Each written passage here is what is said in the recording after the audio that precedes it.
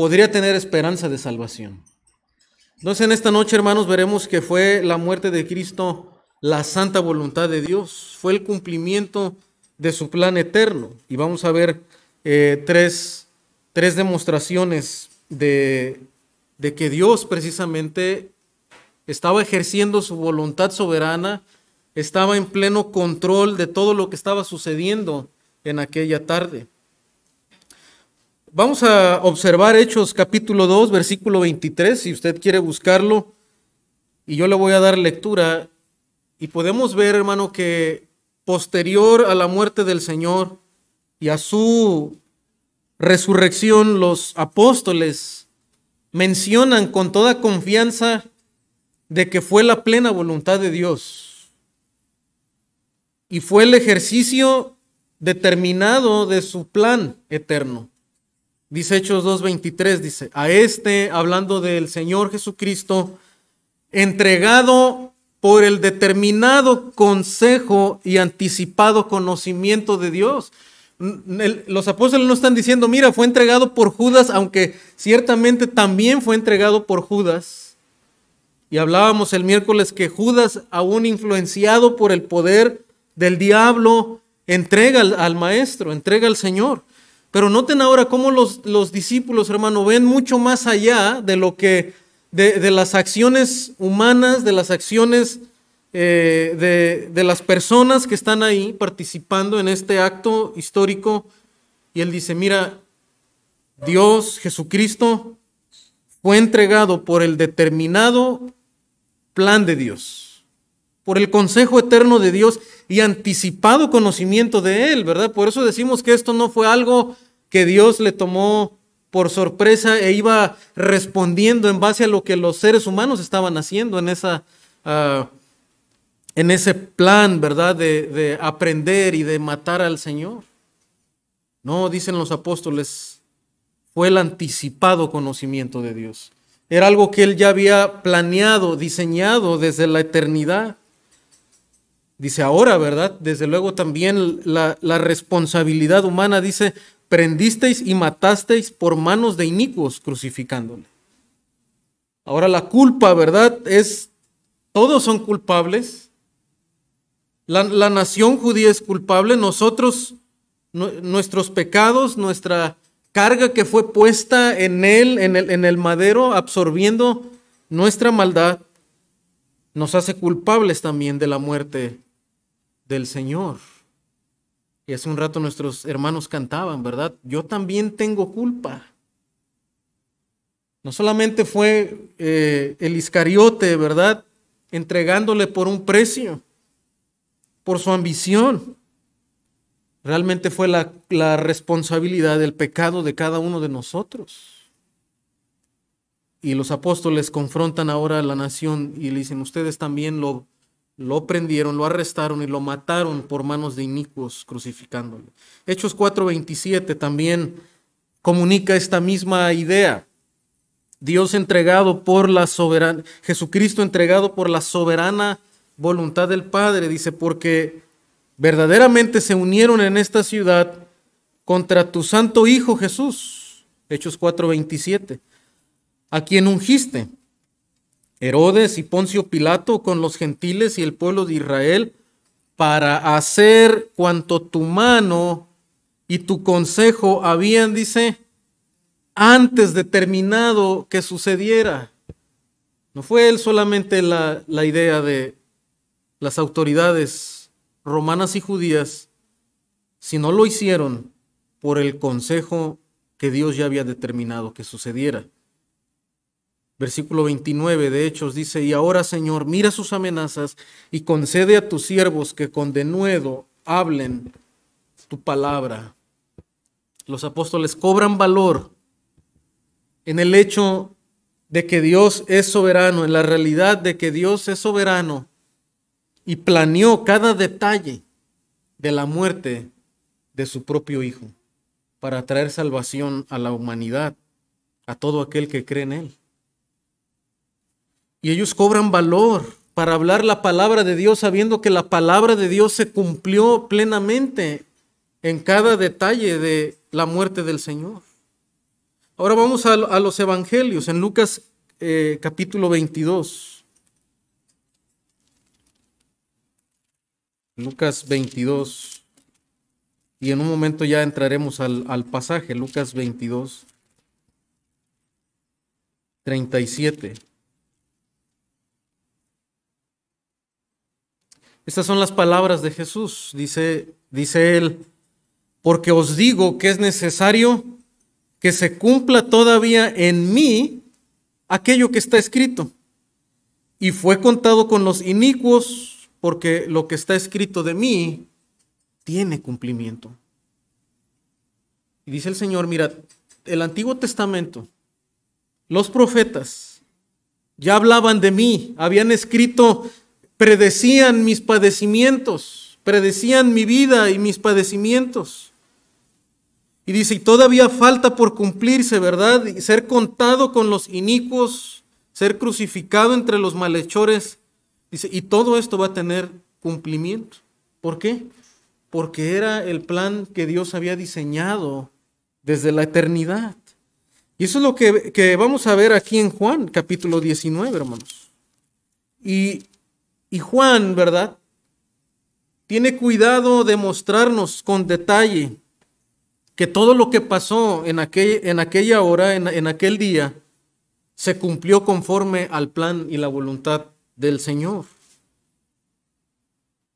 Entonces, hermano, en primer lugar vamos a ver que fue de Dios la voluntad, porque Dios estaba en control de las autoridades.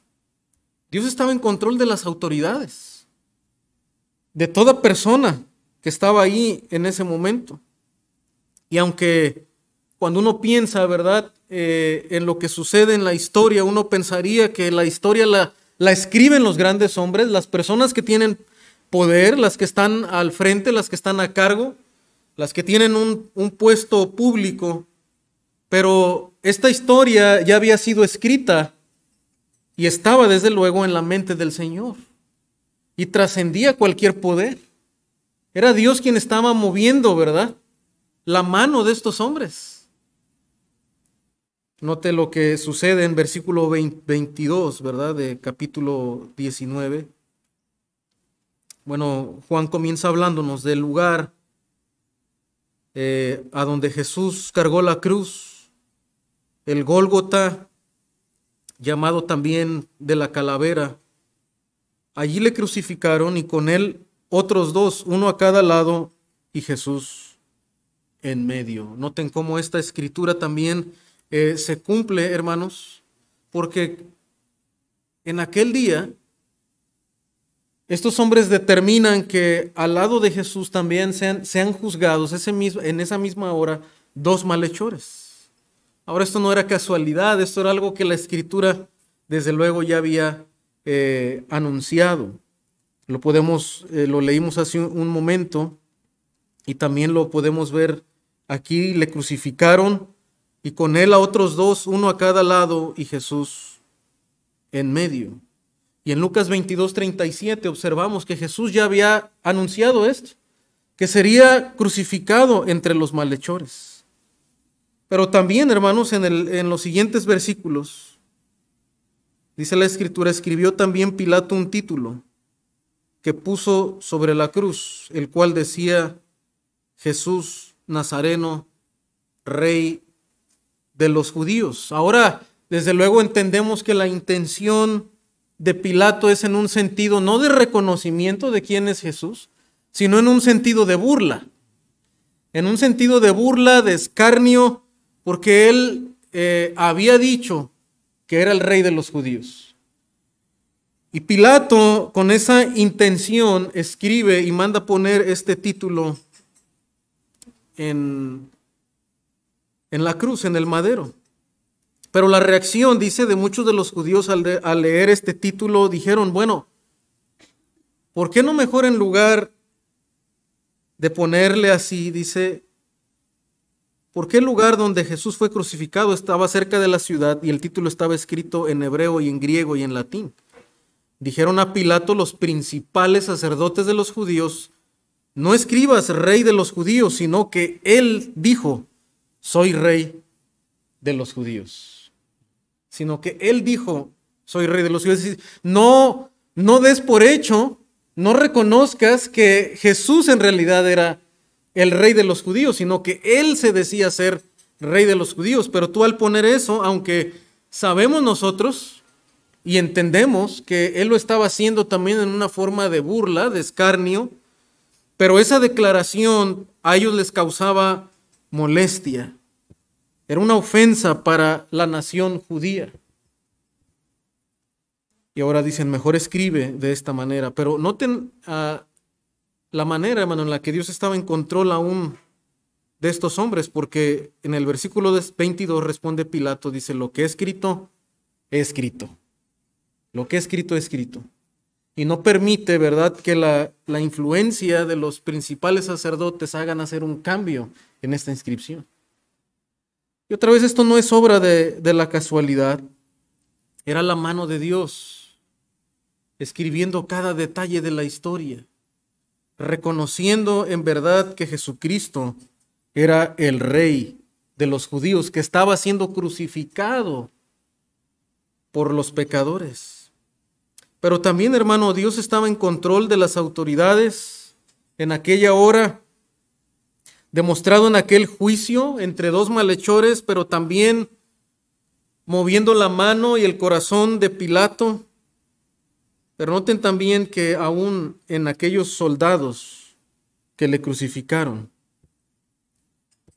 versículo 23 dice, cuando los soldados hubieron crucificado a Jesús, tomaron sus vestidos e hicieron 4 partes, uno para cada soldado. Tomaron también su túnica, la cual era sin costura, de un solo tejido de arriba abajo. Este detalle nos lo reitera Juan, mostrándonos que la túnica, los vestidos que el Señor traía, eran muy especiales, no eran muy comunes en su época, y por lo tanto, al no ser muy comunes, eran de un gran valor económico.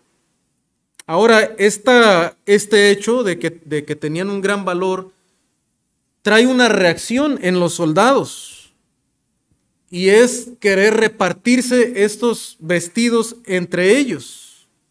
Versículo 24, entonces dijeron entre sí, no la partamos, sino echemos suertes sobre ella, a ver de quién será, ¿verdad? O sea, obviamente perdería su valor, su gran valor que tenía al ser repartida en 4 partes.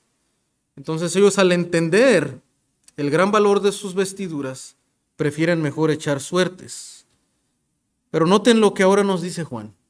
Aquí el punto no es, lo que resalta tanto no es tanto el valor económico que tenían estas vestiduras. Desde luego este detalle provocó la reacción en los soldados. Pero ahora nos explica Juan por qué estaban aconteciendo todos estos detalles. Dice, esto fue para que se cumpliese la escritura que dice, repartieron entre sí mis vestidos y sobre mi ropa echaron suertes, y así lo hicieron los soldados. Esto es un cumplimiento del Salmo 22, 18. Vamos a este pasaje.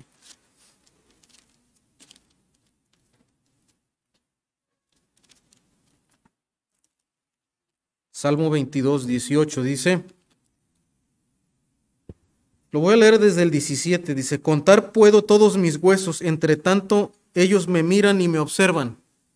Repartieron entre sí mis vestidos y sobre mi ropa echaron suertes. La escritura, hermano, después de siglos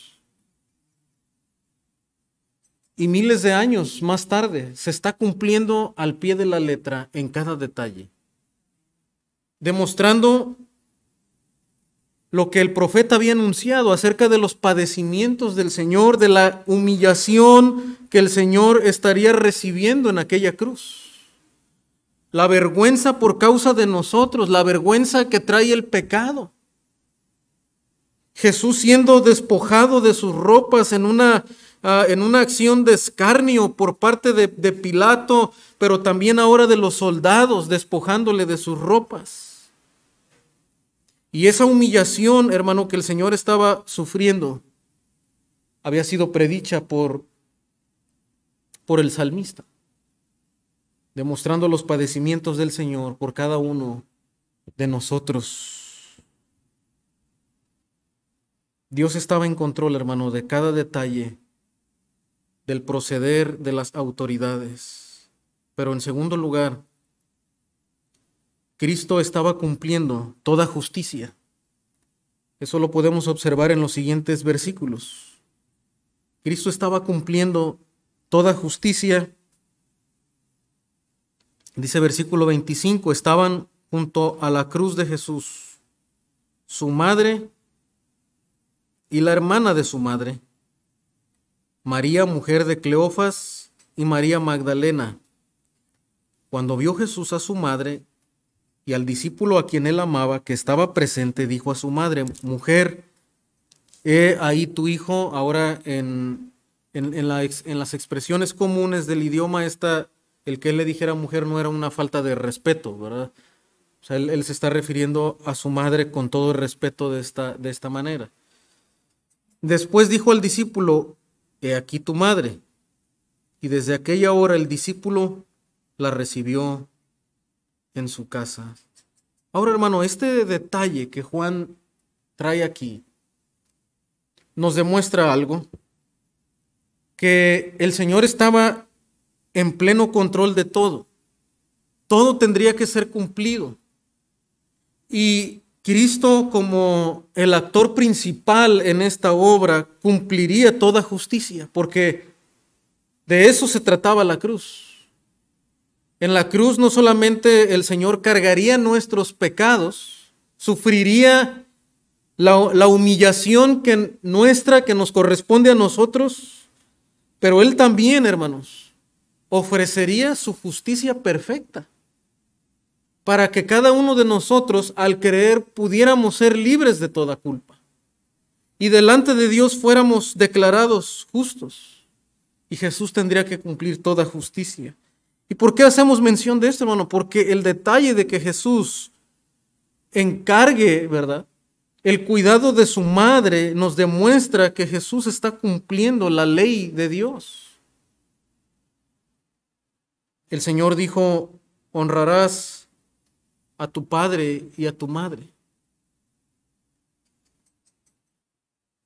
Y Jesús, hermano, fue la demostración y la justicia de Dios encarnada en cumplir a detalle cada uno de estos mandamientos.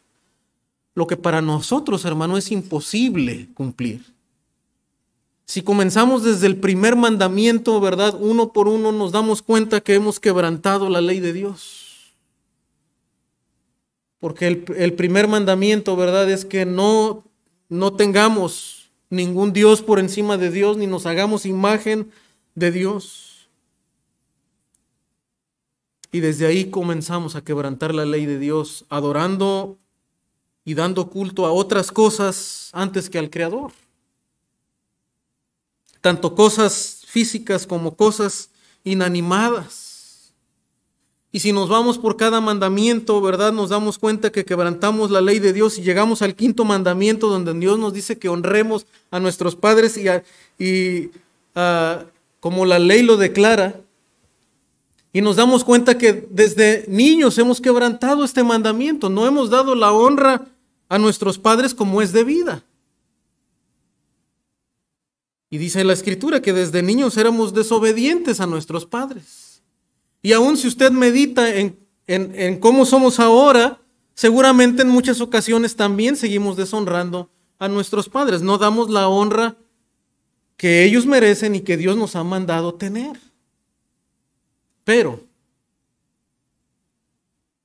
mi intención en esta noche no solamente es ponerle una culpa sobre sus hombros, sino que podamos ver, hermano, que esa culpa ya la cargó el Señor y que esa justicia ya la cumplió el Señor y nos las ofrece a nosotros para poder tener vida eterna. Y Él, hermano, está cumpliendo el quinto mandamiento de la ley de Dios, ¿verdad? Como cada uno de ellos. Y como también comenta Sproul, dice: Jesús cumple con su obligación como el Hijo de María en un ejemplo espléndido de obediencia a la letra y el espíritu del quinto mandamiento. A la letra y al espíritu del quinto mandamiento. Porque Él no solamente lo cumple como una obligación, ¿verdad? No, en realidad Él está demostrando un amor y una ternura, hermano, entrañable por su madre, dejándola al cuidado de aquel discípulo que amaba.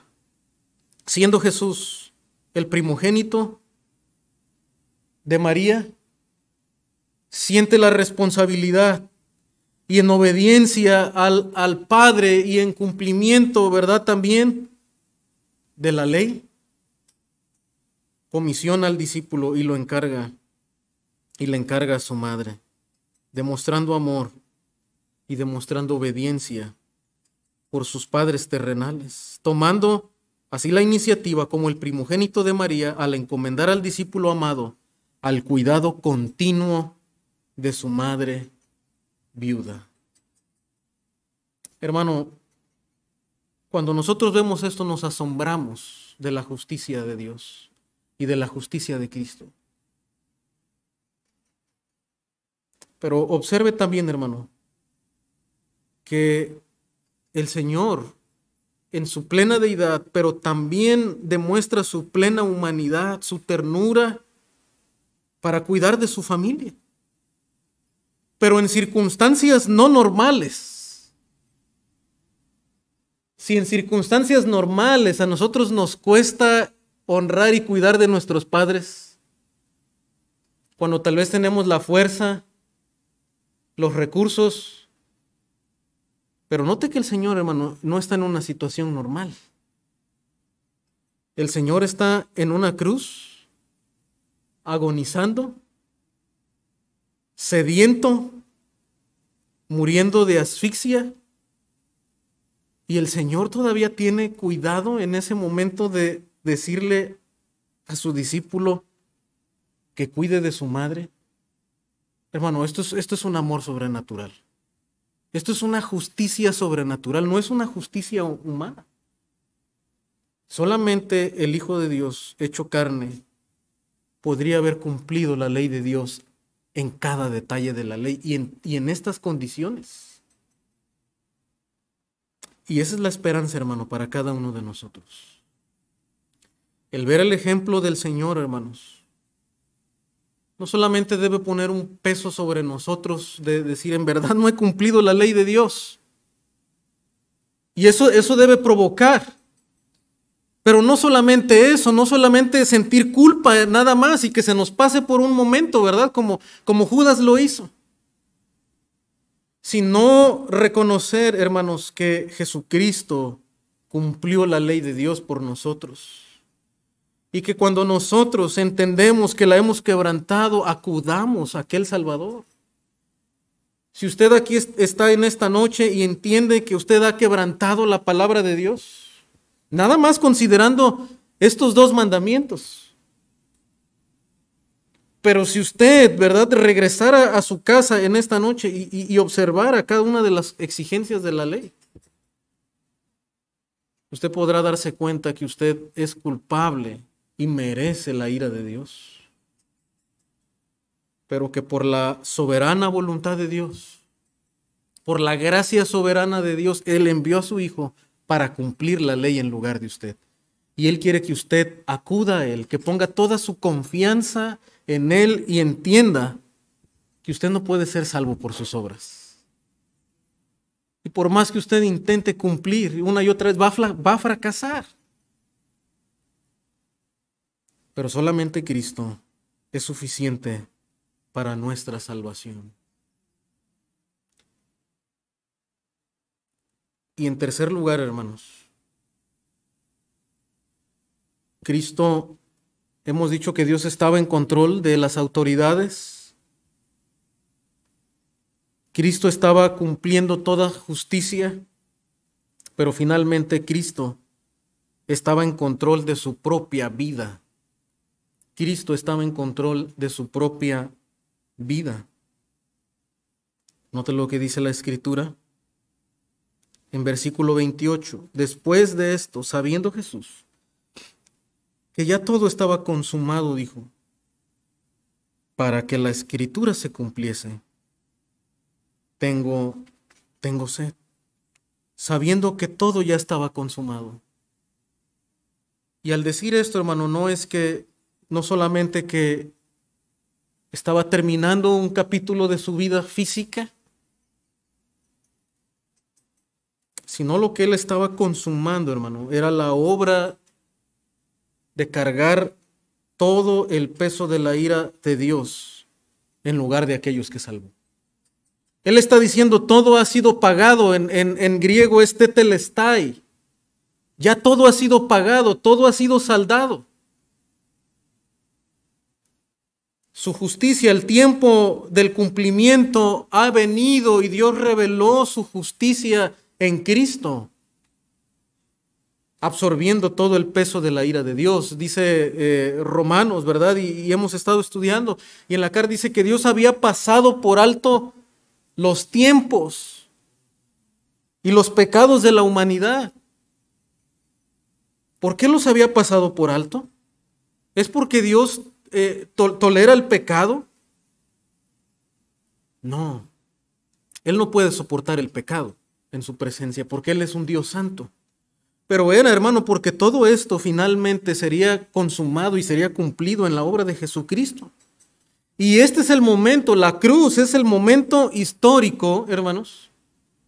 Es el clímax de la historia de la redención donde Él dice, ya todo ha sido consumado. He cargado el peso de la ira de Dios y ahora puedo ofrecer esperanza y eterna redención a todos aquellos que creen y han creído, ¿verdad?, en Jesucristo desde el Antiguo Testamento. La fe que nuestro padre Abraham, ¿verdad?, David, Moisés tuvieron, hermanos, ahora está teniendo, ¿verdad?, ese cumplimiento. Ahora esa fe, ¿verdad?, está totalmente sustentada ya por la obra de Jesucristo. Todo ha sido pagado. Y la fe que ellos tuvieron en el futuro estaba siendo, hermanos, una perfecta realidad. Y ahora Dios nos manda a cada uno de nosotros a poner nuestra fe en ese momento, en esa obra de Jesucristo, mirando a la cruz. Y mirando a la cruz cada día, hermano, entendiendo que Él ha pagado toda nuestra culpa. Consumado es, dice el Señor. Pero luego note los detalles de los que el Señor tiene control en su propia muerte. Él experimenta una deshidratación profunda como cumplimiento del Salmo 22:15, donde dice, como un tiesto se secó mi vigor y mi lengua se pegó a mi paladar y me has puesto en el polvo de la muerte. Una muerte agonizante, una vergüenza que Él llevó por nuestra culpa. Y luego note también el Salmo 69:21, dice, me pusieron además hiel por comida, y en mi sed me dieron a beber vinagre. Porque note lo que ahora dice el versículo 29, dice, y estaba allí una vasija llena de vinagre. Entonces ellos empaparon en vinagre una esponja, y poniéndola en un hisopo, se la acercaron a la boca. Ellos solían poner una bebida que les hacía mitigar un poco el dolor, la experiencia del dolor, alargar un poco sus sufrimientos, la humillación de la cruz y finalmente que murieran de asfixia. Y noten cómo cada uno de estos detalles, ¿verdad?, se cumple. El Señor cuando le ofrecen por primera vez esta bebida, Él la rechaza. Él no quiere beber, ¿verdad? Él quiere experimentar ese sufrimiento, esa agonía del sufrimiento. Y Él experimenta un profundo dolor. En el Salmo 69:20 dice la Escritura, el escarnio ha quebrantado mi corazón y estoy acongojado. Esperé quien se compadeciese de mí y no lo hubo, y consoladores y nunca hallé. me pusieron además y él por comida, y en mi sed me dieron a beber vinagre. Como comenta un escritor, Jesús ahora acepta un sorbo de un vino no anestésico, diferente, para prepararse para su último grito de victoria. Consumado es, en el versículo 30. Cuando Jesús hubo tomado el vinagre, dijo, consumado es, y habiendo inclinado la cabeza, entregó el Espíritu. Para toda la humanidad, hermano, esta expresión, este grito, tetelestai, consumado es, sería un grito de derrota. Sería un grito de pérdida al ver morir aquel que decía ser el rey de los judíos y que traería salvación y que traería el reino de Dios. ¿Cómo un hombre que está agonizando y que está al borde de la muerte y ahora entregando su espíritu puede ofrecer un grito de victoria? Para el mundo esto sería un grito de derrota. Pablo dice que para los hombres esto es locura, la locura de la cruz, la vergüenza de la cruz. Pero para aquellos que creen, es poder de Dios para salvación. Es poder de Dios para salvación. Y hermano, paradójicamente, irónicamente, nosotros en esta noche, aunque recordamos la muerte del Señor, para nosotros también es una victoria en Cristo Jesús. Porque es la única manera en la que un ser humano puede ser librado de condenación. Puede pasar de estar en muerte espiritual y resucitar a vida espiritual. Es la única manera en la que un ser humano puede saldar la deuda que tiene con el juez de la tierra y de todo el universo. Es la única manera en la que usted puede pasar de una bancarrota espiritual a tener a su cuenta la justicia de Dios. Y por eso el Señor exclama, consumado es. Todo ha sido pagado. Pero el Señor, hermano, Jesucristo demuestra también su soberanía y el pleno control que tiene de cada uno de los detalles, de las autoridades, de cumplir con la justicia de Dios, pero también de entregar su propia vida. En Lucas 23:44 dice la Escritura, cuando era como la hora sexta hubo tinieblas sobre toda la tierra hasta la hora novena y el sol se oscureció. Note aún los detalles en los acontecimientos físicos que estaban ocurriendo. Hubo tinieblas en aquella hora. Hubo terror mostrándonos nuevamente, ¿verdad? El terror de la ira de Dios por causa del pecado del hombre. El sol se oscureció y el velo del templo se rasgó por la mitad.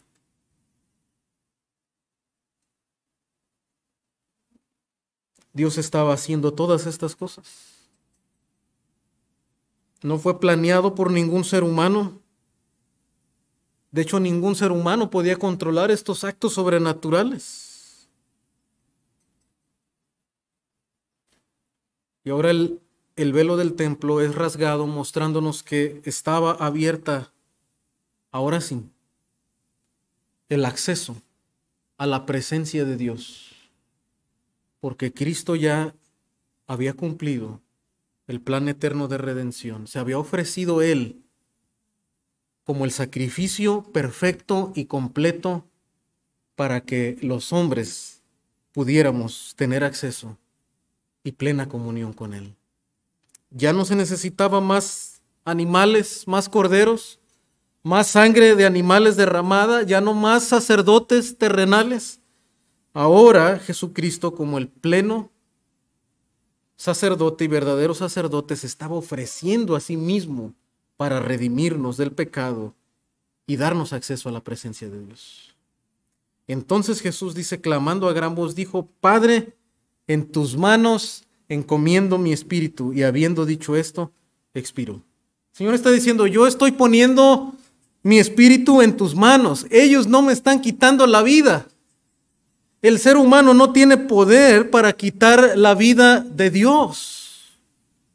Él está poniendo su propia vida por su voluntad soberana.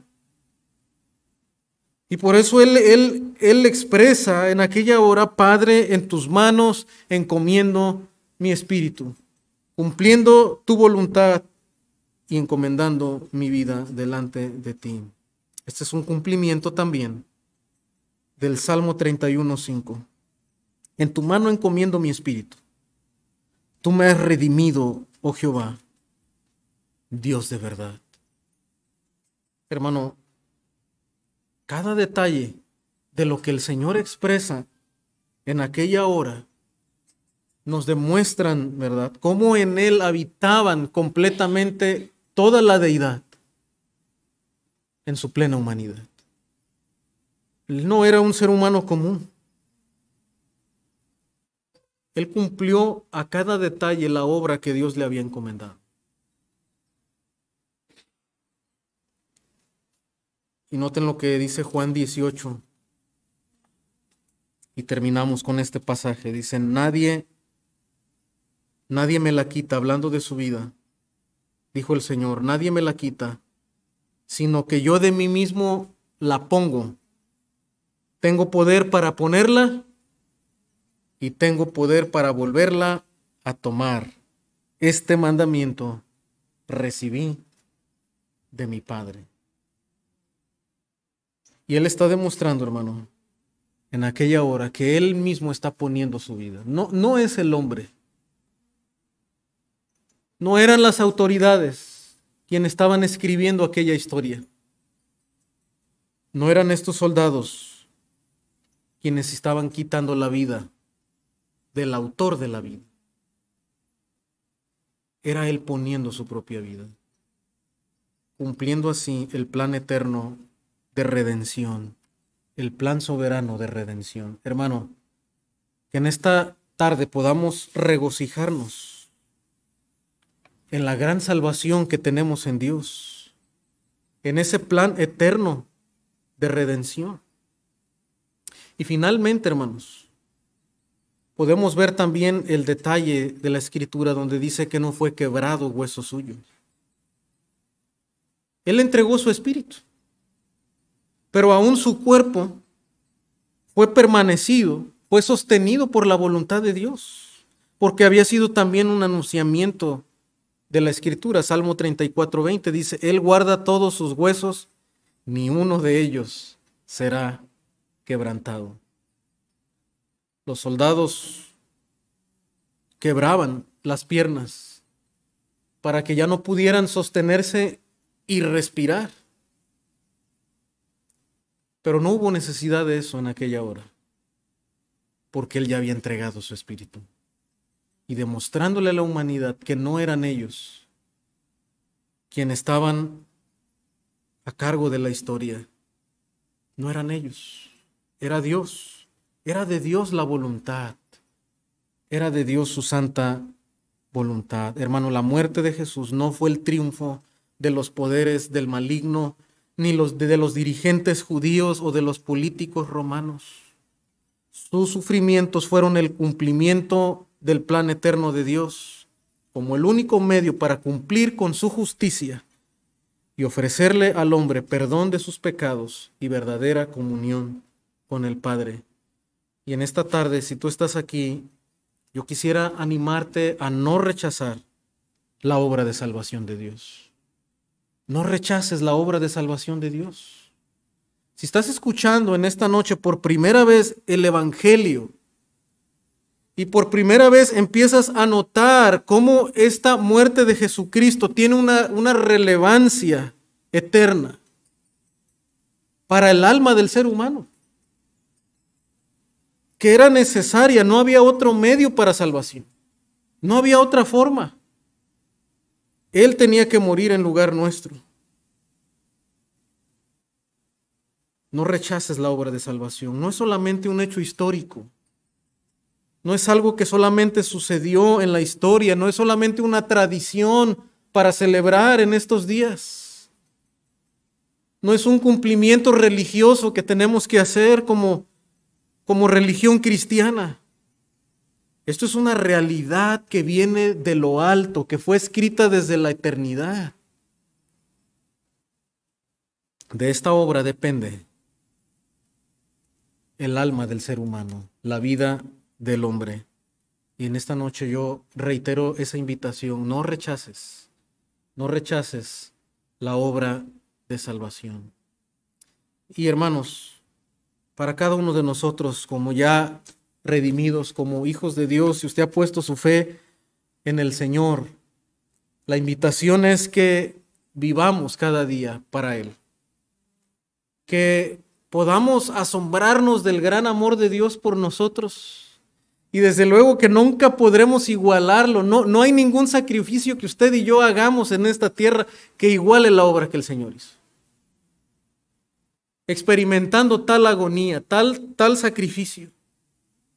Y aún en medio de tanto sufrimiento, tener el cuidado para pensar en otros. Hermano, es imposible vivir de esa manera, como el Señor lo hizo, y sacrificarnos de tal manera. Pero hermano, que esa obra, ese amor nos motive, nos impulse en verdad para vivir cada día de nuestras vidas dedicada a Él. Y que todo lo que hagamos sea en verdad pensando y tenga el fundamento en la gran obra de la cruz. Entendiendo que no obtenemos ningún mérito por lo que hacemos. Ya todo fue pagado. Pero lo que yo hago, hermanos, que sea en una respuesta del gran amor de Dios demostrado en esa cruz. Y que en verdad podamos orar en esta noche: Señor, ayúdame a amarte como tú eres digno. Ayúdame a sacrificarme porque tú eres digno. Y que en vez de que de nuestros labios, hermanos, salga queja por cada circunstancia, por el calor, ¿verdad? Por la crisis financiera, por la incomodidad que podamos sufrir. Hermano, nada se compara con lo que el Señor sufrió. Nada de lo que hagamos. Pero que esto nos motive a sacrificarnos más por Él y por el avance del Evangelio. Oremos. Padre, gracias te damos por tu palabra. Gracias porque no hay nada más que demostrar, Señor.